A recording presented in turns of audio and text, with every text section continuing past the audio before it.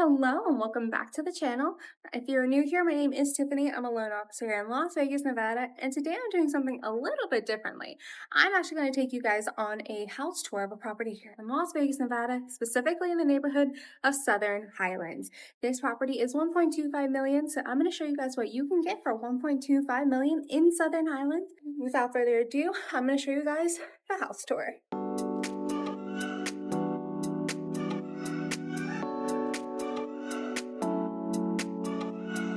As soon as you walk into the property, you're immediately greeted by the formal dining area. So again, if you're an entertainer, if you love having people over and you want to make use of this formal dining area, it's right as soon as you walk in, and it's actually adjacent to the kitchen, which I'm going to show you guys here in a little bit. As well, you are greeted by the formal living area. And this is quite the stunning living area.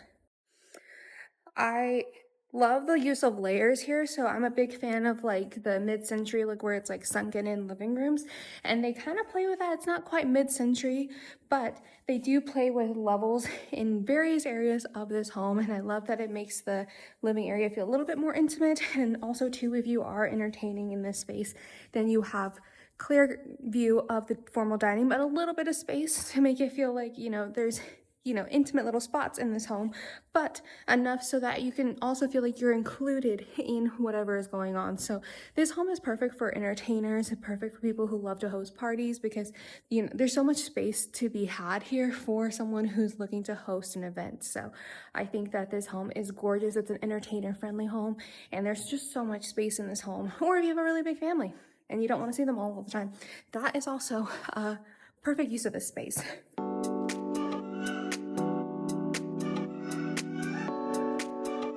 As we make our way through the front, we are headed into the very front part of the house, which is actually the office area. So this is actually where you can either add a bedroom here, because it does have a closet and it's adjacent to a bathroom. So you could make this a room.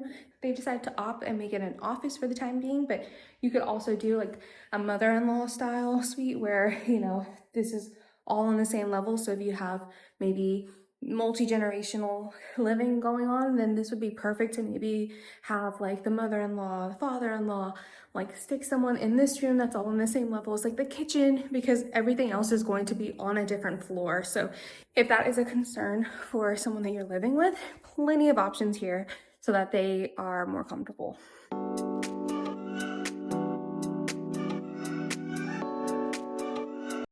So through here, you've got the kitchen, which I personally really love. I usually don't see a ton of stoves on the island. Usually I see the island be pretty bare, and then the stove would be like right here. But I actually have to say, I really like the placement of the stove on the island, especially because you get to look out into the family area from here. So like if you're cooking dinner, you can still like see what your kids are doing, watch TV with the kids, hang out with your husband, hang out with your wife, whatever that looks like. I love the fact that this is very family oriented. Plus, if you really wanted to, you could take out decoration here at the wall and still be able to see very clearly and almost make it like open concept, except not entirely open concept, which I love. Also, this is very family oriented and entertainer friendly. It's got 2 ovens and then a built-in microwave, so it's not an eyesore in this kitchen.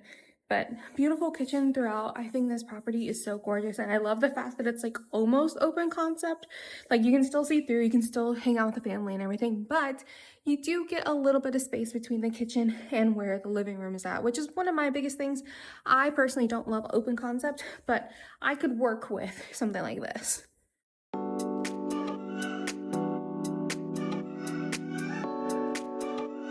And then right off the kitchen, you have the little breakfast nook area. So this is perfect again for family dining. You do have a little bit more space to do like a formal dining over by the entry, but this is perfect for like a breakfast nook. This is perfect for just like simple dinners where you don't really want to prep the whole formal dining area.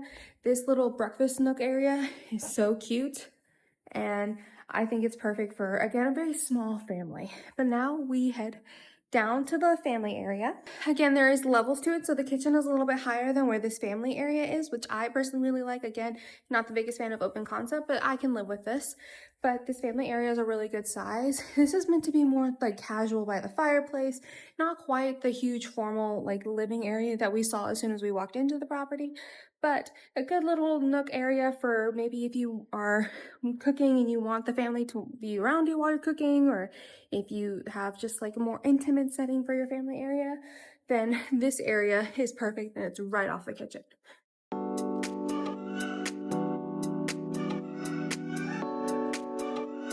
Now, one of my favorite areas of this house is actually the basement because I feel like basements are such a novelty here in Vegas. I didn't grow up with basements back in Texas, and I definitely don't see a lot of basements here in Las Vegas. So every time I see a basement, it feels more and more like a specialty and a perk. So this one is currently being used as a movie theater as well as a workout center, which I think is a very interesting use of space. I think this also could be used as like a kids playroom because this carpet is so nice and plush that I feel like this would be really good for kids running around, and like maybe if they fall, like they'll have like a very soft landing, hopefully. You do get a little bit of outside, but I do think that this outside, if you're going to use it for like kids, could probably be made a little bit nicer. But I think what's really nice is that in this basement, you also have an emergency exit if you absolutely needed to get out of the house and you couldn't go back up that way. I think that that's really nice to have some kind of security in place. So this is also very functional as well as being just kind of cool and kind of a novelty to see.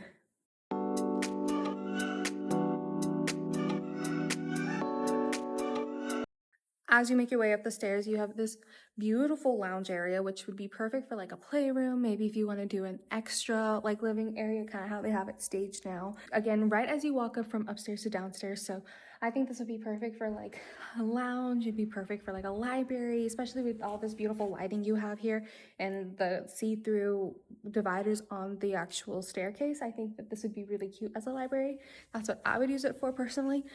But again, I can also see using this as like a play area, like if you have like a foosball table, a ping pong table, maybe a workout area too. This would be such a cute spot for like a little yoga setup if you don't want to do it downstairs in the basement, especially because you have this beautiful light fixture here. So you can open this up, really welcome in the natural light, and then make this like a little workout area. I could definitely see some potential there, but you're greeted by this as soon as you walk up the stairs, and it's just, again, this really plush carpet that's been used all throughout is used in this lounge as well. So super comfortable, super cozy if you want to make this a lounge, whatever you like with the space. Like, I think there's so much opportunity with this little lounge area as soon as you walk up the stairs.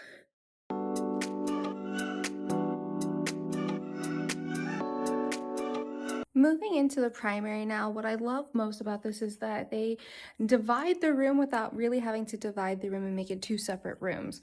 So a lot of times with really nice homes, what you'll see is that they'll include like a living area, they'll include like the bedding, and then they have a private area for like the lounge if you want to lounge in your room. What I love about this home is that they actually kind of separate it with the fireplace, but they don't actually separate it. So you can easily talk to someone if you're on either side of the room.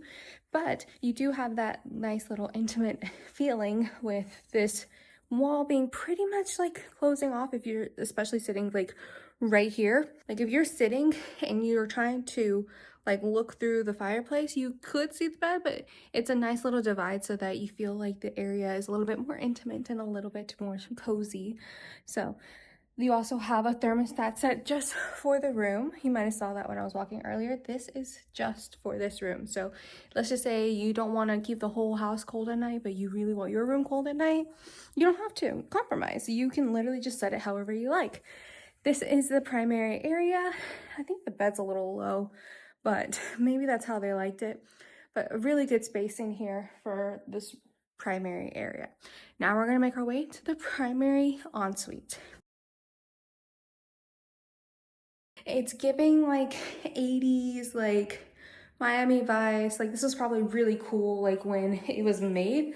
Probably a little outdated for the time. It's heavy use of the gold in the shower, but still a gorgeous bathroom nonetheless. And this tub looks heavenly to get into. So whoever owns this home is going to have a very nice time, especially if they love baths. But this, you know, stone that they have on the actual countertop feels very 80s, which I think I would probably update if it were me and I moved into this house, but I think that's just the style that they really liked because they have this big ornate vase as well in here. So Very beautiful for an ensuite.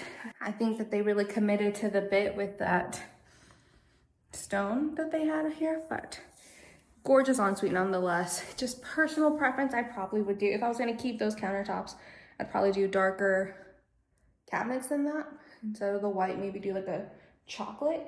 Get rid of the gold. The gold is, it's a little gaudy, especially this very yellow gold that they have. Like, I would probably make it a lot more peaceful, a lot more tranquil, and not use such heavy gold. But they also really like this heavy dark wood in the closet. So the closet has all of these individual like organizers in here. So this is perfect if you're someone who wants to make the most of the space here, because the closet is a little small for it being the primary closet, but maybe they got away with it because they had all of these organizers in here to help them maximize the space in here. But yeah, a little small for a closet in the primary room.